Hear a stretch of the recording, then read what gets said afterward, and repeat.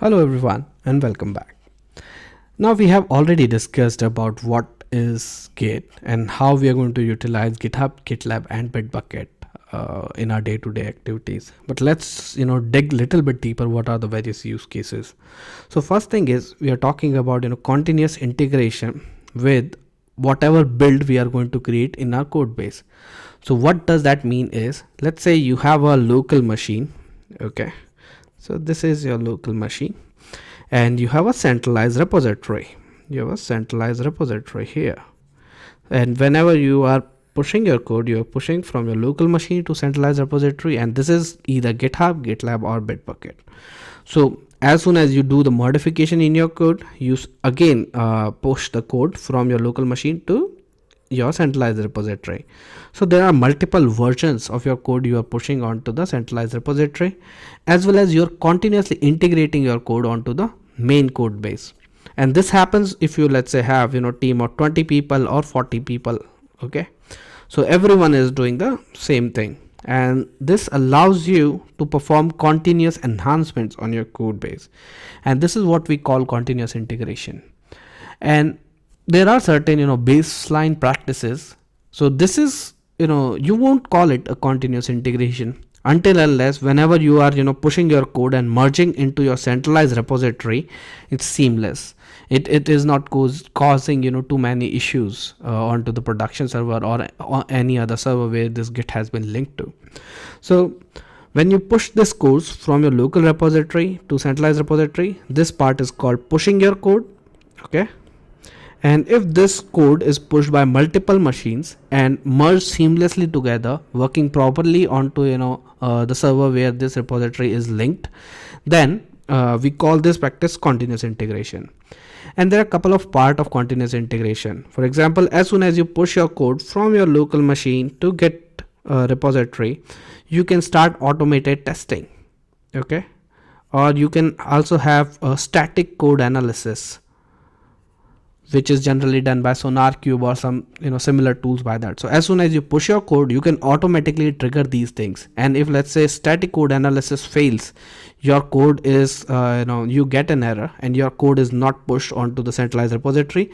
So that now, because we get this error, that means this code is not properly working. So when other people pulls this code or this code goes onto the server, it's not causing any issues because we have already stopped that. So there is a process which you can develop for your continuous integration using Git and these tools. GitHub, GitLab, Bitbucket, as well as now AWS has their own Git system which is called Code Commit. They all have their pipeline processes that you can build around continuous integration. Our subject for this course will not be continuous integration, so we'll not focus much onto that, but you should have basic understanding. Simultaneously, now you should already be understanding what is code sharing and how we share the code from our local machines. One person pushes the code to the centralized repository, then from centralized repository we get the code onto the other person. So this code, when we push from your local machine to centralized repository, called pushing. When you get this code from centralized repository to your local machine, we call this pulling. Okay, so the name are very generic.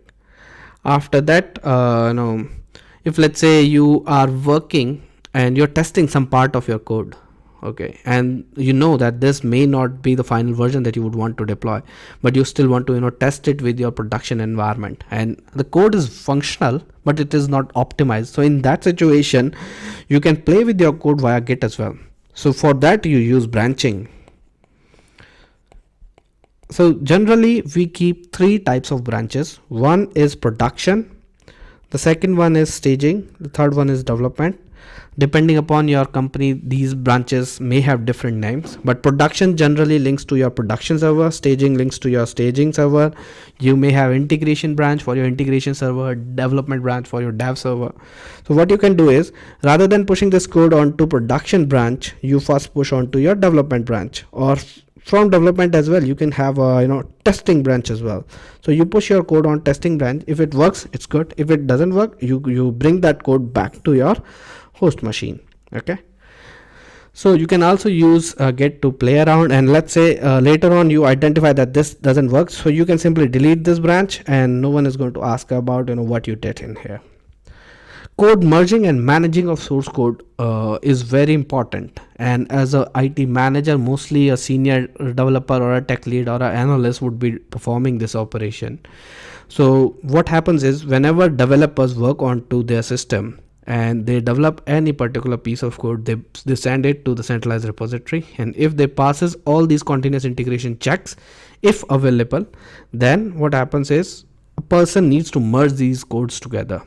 This developer can raise a request to merge the code that I have uploaded something, you can merge it, but if but this needs to be merged into your mainstream only after proper inspection or manual review of code, which can also be very easily done by these three tools.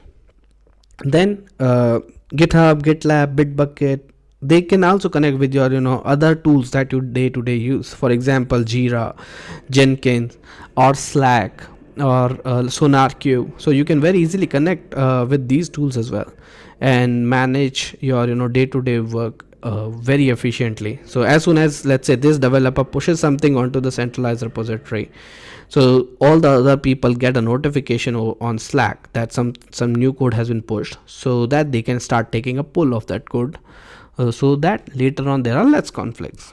So there are multiple uses that we can do from these tools. When we will be deep diving towards the end of this course into these tools, we'll see more, but this is the basic understanding that we need to develop before we even learn what Git is all about.